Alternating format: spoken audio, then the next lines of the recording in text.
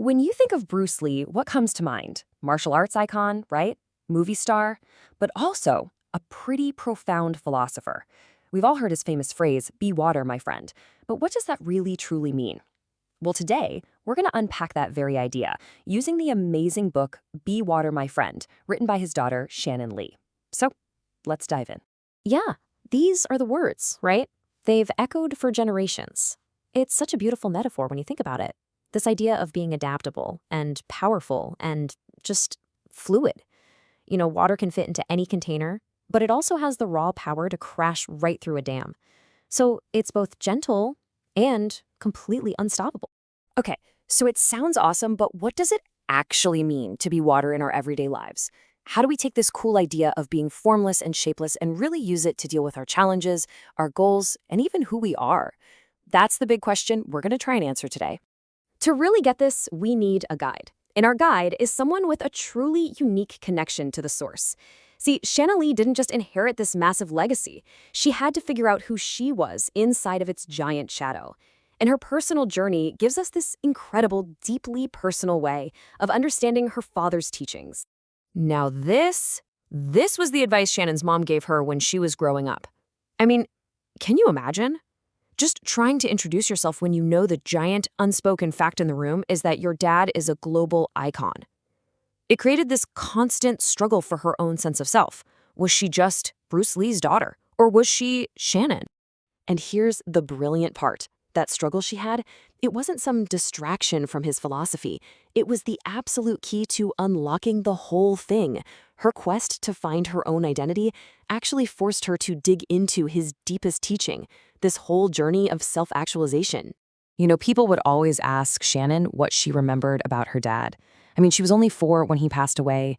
She explains that her memory of him isn't really about specific stories or events. It's more about knowing his essential nature. His energy, his love, his presence. It's a connection that goes way deeper than just words, and it's from that place that she's able to share his philosophy with us. Okay, so now that we have that personal perspective from Shannon, let's kind of zoom out and look at the man himself. We all know the martial artist, the action hero, but to really get a grip on his ideas, we need to meet the dedicated student and the deep philosopher hiding behind that public image. According to Shannon, her father was just relentless. He worked incredibly hard on every single aspect of himself. And this wasn't just about training his body. He was constantly shaping his mind, educating himself, and he even worked to perfect his handwriting. I mean, who does that? He believed in cultivating his full potential in literally every way possible. He really lived that idea.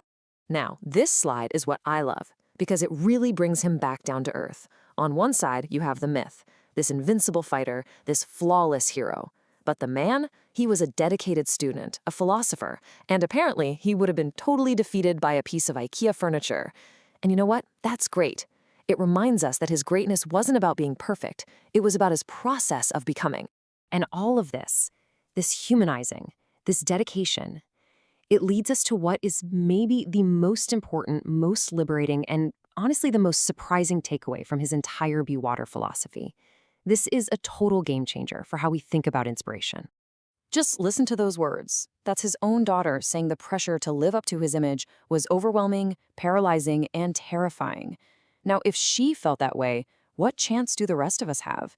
It just highlights this huge trap we all fall into when we admire someone. We try to become a copy of them. And that brings us to this simple, powerful truth.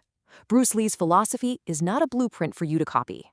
All that hard work, all that discipline, it was never meant to create a mold for other people to squeeze into. No, what he really wants is for you to be the absolute best version of you. That's the real secret. To be water means finding your own shape and flowing along your own path. His life was an example of a process, not a final product to be duplicated. He wants you to be just as unique and energized as he was, but in your own incredible way.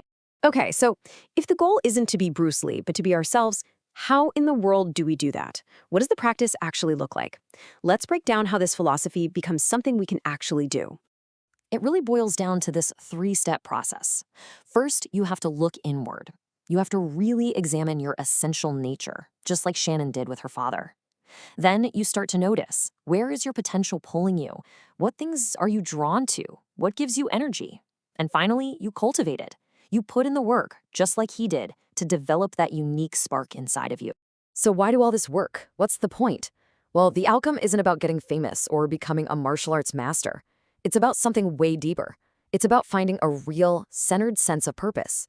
It's about getting to a place of peace of mind and genuine joy. It's a path to becoming fully, vibrantly, and unapologetically yourself. So I'm going to leave you with this question, and it gets right to the heart of what Be Water is all about. Take a look at your life right now. Where are the areas that need you to be adaptable, to yield, to flow around the obstacles?